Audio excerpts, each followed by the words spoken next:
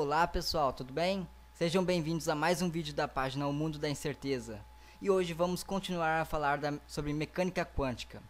Se você não viu o vídeo anterior, vou deixar o link aqui, assista ele e depois assista esse, pois muita coisa que vai ser mostrada nesse vídeo precisa de conceitos mostrados no primeiro vídeo da série. Esse vídeo será mais matemático do que o primeiro. Bem, vamos lá.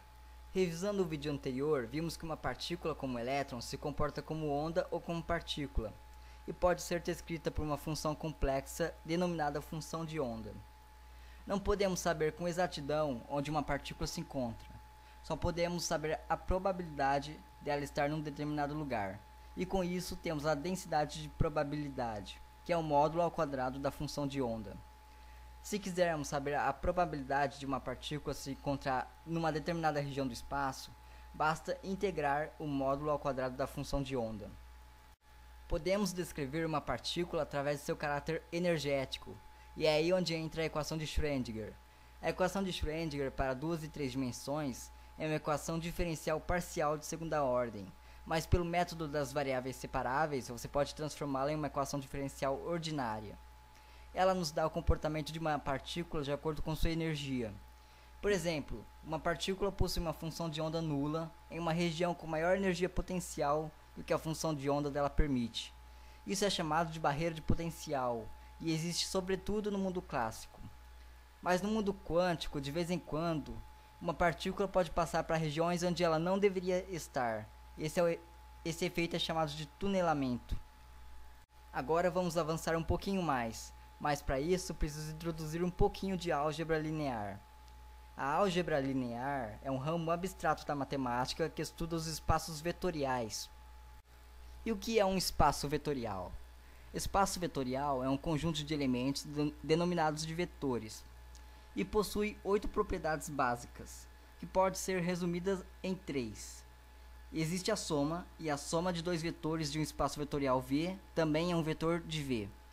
Existe o elemento neutro da soma, e este é o vetor nulo. E a multiplicação de um elemento de V por um escalar também resulta num elemento de V. Resumindo, um conjunto numérico K, unido de soma e multiplicação por escalar, forma um espaço vetorial sobre K, onde cada elemento desse espaço é denominado de vetor. E claro, não podemos esquecer das outras propriedades, como a soma e multiplicação comutativa, soma e multiplicação associativa e propriedade distributiva. Todo vetor pode ser escrito como combinação linear das bases do espaço. A base de um espaço vetorial são vetores linearmente independentes entre si, e a partir deles dá para escrever todos os vetores do espaço. Se um espaço vetorial tem dimensão n, então esse espaço terá n bases. Alfa, beta e gama são escalares pertencentes a K e são denominados de coordenadas do vetor. Para visualizar melhor, vamos pegar o espaço vetorial sobre R2, da geometria analítica. Na geometria analítica, os vetores são representados visualmente por segmentos de retas orientadas. Vamos pegar o caso mais básico, que é o plano cartesiano, ou seja, em R2. Um espaço vetorial sobre R2 possui duas dimensões. Logo, existirão duas bases que chamamos de I-chapéu e J-chapéu. Tais bases são ortonormais, ou seja, são ortogonais entre si e possuem módulo 1. São comumente chamados de versores. Todo vetor desse espaço pode ser escrito como uma combinação linear das bases, ou seja, uma coordenada real x multiplicada pela base I-chapéu, mais uma coordenada real y multiplicada pela base j-chapéu. As coordenadas desse vetor é x e y e seu módulo pode ser obtido pelo teorema de Pitágoras. Se pegarmos um vetor de R3, ou seja, em 3 dimensões, adicionamos mais um número nessa conta, que no caso seria o z, e assim por diante.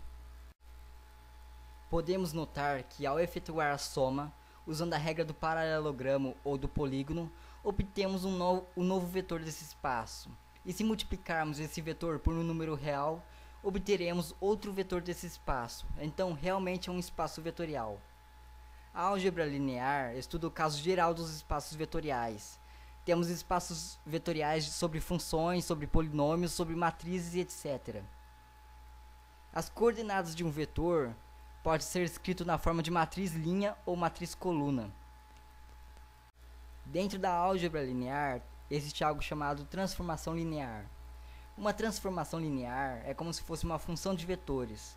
Transforma um vetor em outro vetor. E tem o domínio e o contradomínio, além do núcleo da imagem.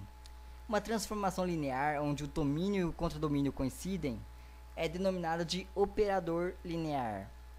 Um operador linear também pode ser transformado em matriz. Um operador de muita importância na mecânica quântica é o operador momento.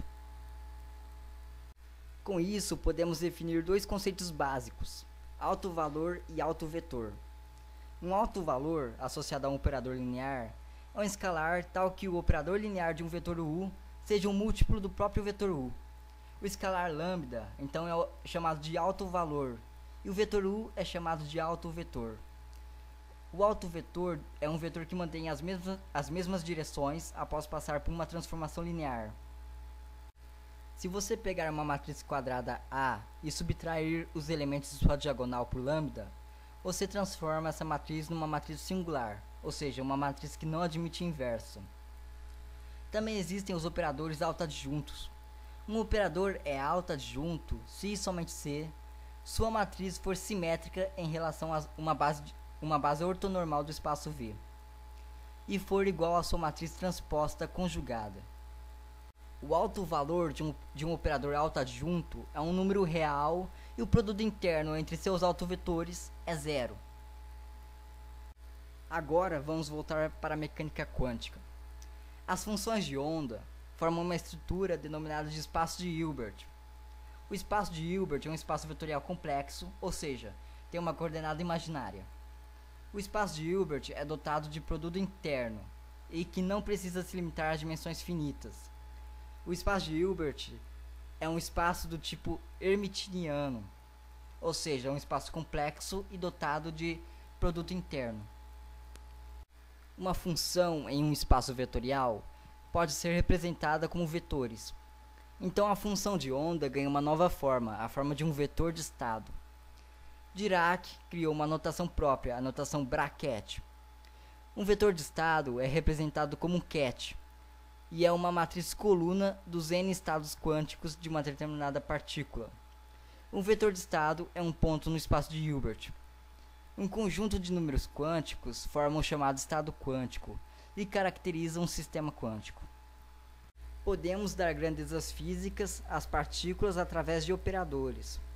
Os operadores atuam sobre os vetores de estados.